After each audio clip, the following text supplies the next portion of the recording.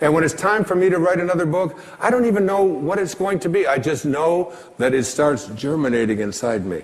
And it's like a calling, it's like a passion. And I'm over there at my writing space. And before I do, I come up with the title. And before I even write one word, I did it with this book, Wishes Fulfilled. I take a jacket, this isn't even my book. And I take this jacket and I ask the art department at Hay House if they will please design a book with this title.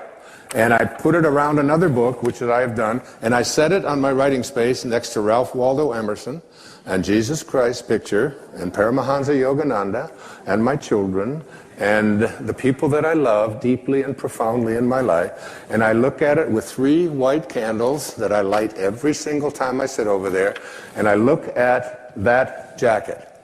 And it's as if I call those things, the book does not exist. I call it as if it did. This is one of the harder ones for people to get, but I'd like you to go again to the New Testament. Look at Romans 4:17. In the presence of him whom he believed God, who gives life to the dead, and calls those things which do not exist as though they did. And calls those things which do not exist as though they did. Those are very important, significant words. You have to be able to call the things which you have not seen yet materialize and manifest into your physical world. You have to be able to say to yourself, I call those things that I would like to become as if they already do. And you place into your imagination fearlessly the I ams which you would like to create for yourself. When my leukemia diagnosis came in, the information that was sent to me continuously was, it's incurable. This is something that you can't change. And I would say to my children who would send me this, I would say, I'd really appreciate it if you didn't send me that kind of stuff. And they'd say, what do you mean? Why, Dad? Why wouldn't you want us to send that? It says that right in there. I said, what part of I am well is it that you don't understand? Because I have placed that into my imagination. I have a wonderful quote by the man I've cited before. His name is Neville, and it goes like this.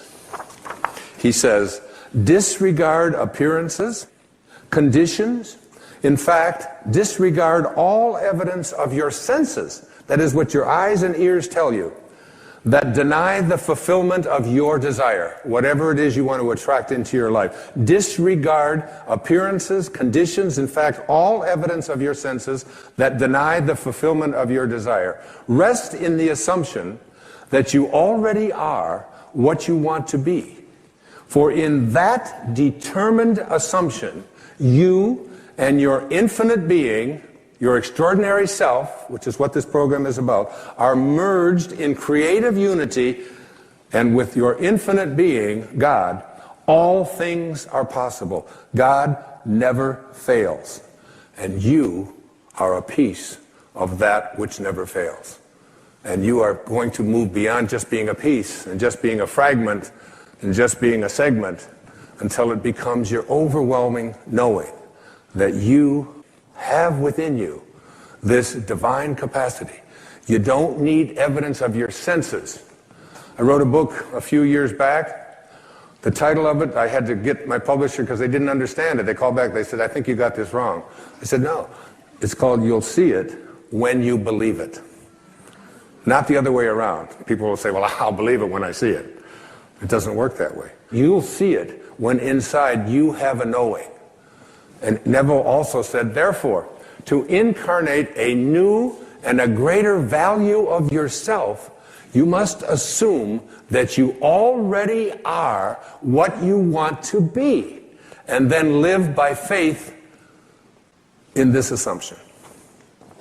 Now, this flies in the face of so much of what you've been told, because you have a tendency to believe that what your eyes and ears tell you is reality. But this is what we know by our senses. Just this little tiny fragment. I can't even get, it's like a millionth of a millimeter.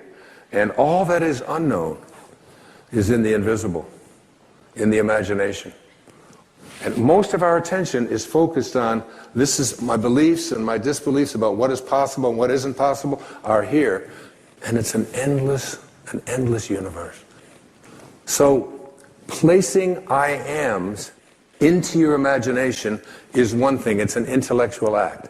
Living from the end means that you call the things which do not exist as if they did. You begin to say to yourself, you don't have to say it to anyone else, you don't have to write it down, you don't have to get anybody else's approval, you don't have to look on the internet, you don't have to do anything like that.